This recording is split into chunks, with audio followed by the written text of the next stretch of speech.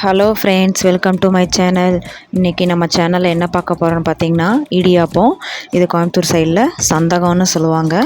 இப்போது இடியாப்பம் எப்படி செய்யலான்னு பார்க்கலாம். நான் ஒரு கப்பு இட்லி அரிசி எடுத்து வச்சுருக்கேன். இதை 4 மணி நேரம் ஊற வச்சு எடுத்து வச்சுருக்கேன். இப்போ நான் இதை கிரைண்டரில் அரைச்சி எடுத்துக்கிறேன். கொஞ்சம் கெட்டியான பதத்தில் அரைச்சி எடுத்துக்கிறேன்.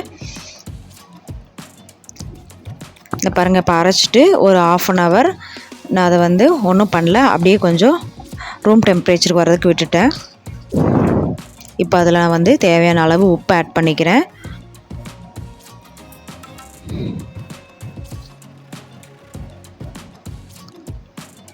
இப்போ பாருங்கள், அரைச்சி எடுத்ததுக்கப்புறம் இது நல்லா கெட்டியாக இருக்கும். இதை நம்ம ஒரு பேனுக்கு மாற்றி பாருங்கள் எவ்வளோ கெட்டியாக இருக்குதுன்னு பாருங்கள். இந்த அளவு கெட்டியாக இருக்கணும். இப்போ அடுப்பில் ஒரு பேன் வச்சு அதில் தேங்காய் எண்ணெய் ஆட் பண்ணிக்கிறேன். தேங்காய் எண்ணெய் ஆட் பண்ணிக்கிட்டு இப்போ நம்ம அரைச்சி வச்சோங்களா இடியாப்ப மாவு, அந்த மாவை இப்போ இதில் ஒரு அரையும் பாதியுமா வேகிற அளவுக்கு நல்லா வேக வச்சு எடுத்துக்கலாம். இது 2 மெத்தட்லேயும் பண்ணலாம். நீங்கள் அரைச்சி எடுத்த மாவை ஒரு 1/2 hour விட்டுட்டு அதுக்கப்புறம் நீங்கள் இட்லி பானையில் இட்லி வேக வைக்கிற மாதிரி நல்லா வேக வச்சு எடுத்துக்கலாம். இப்போ நான் செஞ்சிட்ருக்க முறையிலையும் செய்யலாம். இங்கே பாருங்கள், நல்லா வேக வச்சு எடுத்துட்டேன். இப்போது இது நீங்கள் தொட்டு பார்த்தீங்கன்னா ஒட்டாது. மாவாக வேகாமல் இருந்துச்சுன்னா மாவு உங்கள் கையில் ஒட்டும். இப்போ இந்த மாவு பாருங்கள் ஒட்டாமல் நம்ம எப்படி வருது பார்த்தீங்களா, நல்லா ஒட்டாமல் வருது. இப்போது அது ரொம்ப சூடாக இருக்கங்காட்டி தண்ணி தொட்டு ஒரு உருண்டையாக பிடிச்சி எடுத்து வைக்கிறேன்.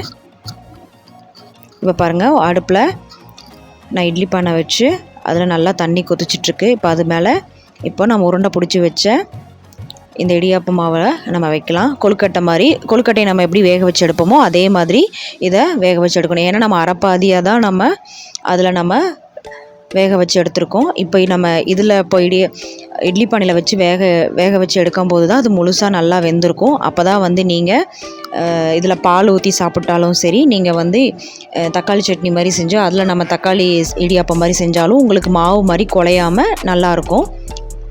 இப்போ பாருங்கள், ஒரு 10லேருந்து 20 நிமிஷம் வேக வச்சுருக்கேன். இப்போ ஸ்பூனில் ஒட்டாமல் வந்திருக்கு. பார்த்திங்களா, நல்லா ஒட்டாமல் வந்திருக்கு. இந்த மாதிரி வரணும். இப்போ இதை நம்ம இடியாப்ப அச்சில் போட்டு நம்ம இப்போ மாவை பிழிஞ்சு எடுத்துக்கலாம். இந்த மாவை பிழிஞ்சு எடுக்கும்போதே இதுக்கு நான் தேங்காய் பால் ரெடி பண்ணிட்டேன். ஒன்றும் இல்லை, தேங்காயும் ஒரு 1/2 மூடி தேங்காயும் ஒரு ஏலக்காவும் போட்டு அரைச்சி எடுத்திருக்கேன். கொஞ்சம் சுகர் ஆட் பண்ணியிருக்கேன், ஒரு 2 ஸ்பூன் சுகர் ஆட் பண்ணியிருக்கேன். இப்போ நம்ம இது இடியாப்ப அச்சில் போட்டு பிழிஞ்சு எடுக்கிற அளவுக்கு கொஞ்சம் சூடு ஆறி இருக்குது. நீங்கள் ரொம்பவும் சூடு ஆறுனதுக்கப்புறம் இதில் பிழிய முடியாது. கொஞ்சம் ஓரளவுக்கு சூடு ஆறுனதுக்கப்புறம் உங்கள் கை சூடு பொறுக்கிற அளவுக்கு ஆறுனதுக்கப்புறம் இந்த இடியாப்ப அச்சில் போட்டு நீங்கள் பிழிஞ்சு எடுத்துக்கலாம். இப்போ பாருங்கள், இடியாப்ப அச்சில் நான் கொஞ்சம் தேங்காய் எண்ணெய் தடவி எடுத்துக்கிறேன். இப்போ பாருங்கள், அதில் இடியாப்ப மாவெல்லாம் போட்டு பிழிஞ்சு எடுக்கிறேன். நான் ஆல்ரெடி நான் இந்த இடியாப்ப அச்சு நாங்கள் எங்கே வாங்கினேன்னு சொன்னேன். இது கோயம்புத்தூர்லேருந்து தான் நான் வாங்கினேன். என்னோடது பழைய இடியாப்ப அச்சு பார்த்திங்கன்னா ரொம்ப துரு பிடிச்சிருச்சு. அதனால் நான் அதை மாற்றிட்டு புதுசாக இது ஒன்று வாங்கியிருக்கேன்.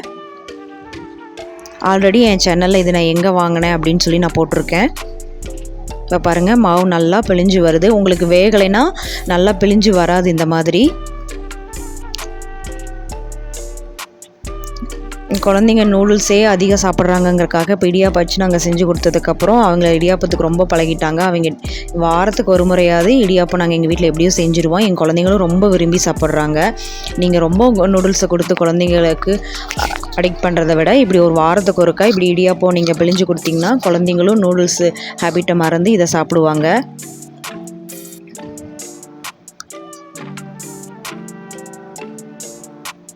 நான் இப்போ இடியாப்பம் பொழிஞ்சிட்டு இருக்கும் போதே நான் தக்காளி வணக்கி ரெடி பண்ணி எடுத்து வச்சுக்கிட்டேன். ஒன்றும் இல்லை, நம்ம தக்காளி சாதத்துக்கு செய்கிற மாதிரியே தான் வெங்காயம் தக்காளி எல்லாம் நல்லா வணக்கி தக்காளி சாதத்துக்கு ரெடி பண்ணுற மாதிரியே ரெடி பண்ணி எடுத்து வச்சுட்டு நீங்கள் இந்த பிழிஞ்சு வச்சுருக்க இடியாப்பத்தை அதில் மிக்ஸ் பண்ணிக்கலாம்.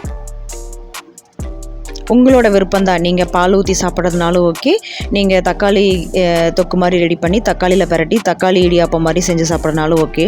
பாருங்கள், நான் 1 கப் ரைஸ் எடுத்திருந்தேன், அதுக்கு இவ்வளோ இடியாப்பம் வந்திருக்கு. இது வந்து 4 பேர் சாப்பிட்றதுக்கு, 2 குழந்தைங்க 2 பெரியவங்க சாப்பிட்றதுக்கு சரியாக இருக்கும். நான் இடியாப்பம் பிழிஞ்சிட்டு இருக்கும்போதே தக்காளி சட்னி ரெடி பண்ணிவிட்டேன் நான், தக்காளி தொக்கு. இப்போ பாருங்கள், அதில் பிரட்டி எடுத்துக்கிறேன். மாவு உங்களுக்கு நல்லா வெந்து வந்திருந்தால் மட்டும்தான் உங்களுக்கு நீங்கள் கிளறும் போது அது உடையாமல் அந்த இடியாப்பம் அப்படியே நீளமாக அப்படியே இருக்கும். சரியாக வேகலைன்னா உங்களுக்கு உடஞ்சி போயிடும், குழஞ்சி மாவு மாதிரி ஆகிடும்.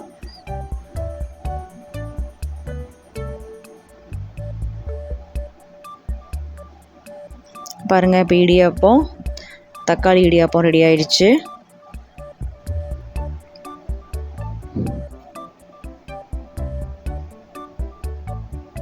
நான் இன்னொரு பாத்திரத்தில் தேங்காய் பால் ஆட் பண்ணி தேங்காய் பால் இடியாப்பமும் ரெடி பண்ணியிருக்கேன். நீங்கள் அரிசி மாவை பதமாக அரைச்சி வச்சுருந்தாலும் அதில் கூட செய்யலாம். அரிசி மாவு பொடியாக அரைச்சி வச்சுருந்தா அதில் கூட நீங்கள் செய்யலாம். அதில் தேவையான அளவு தண்ணி விட்டு, சுடுதண்ணி விட்டு நீங்கள் பதமாக அதை வந்து நீங்கள் செய்யலாம். நான் வந்து அப்படி செய்யலை, நான் அரிசியாக அரைச்சி எடுத்து செஞ்சுருக்கேன்.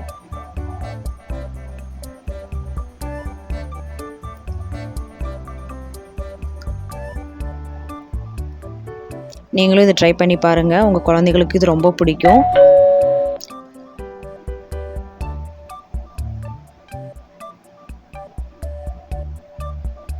பார்த்திங்கன்னா, நான் சொன்னேன் பார்த்திங்கன்னா, நல்லா வெந்திருக்குன்னு சொன்னால நல்லா பாருங்கள், இதை நல்லா வெந்து வந்திருக்காங்காட்டித்தான் இப்படி மாவாக இல்லாமல் குழையாமல் நல்லாயிருக்கு.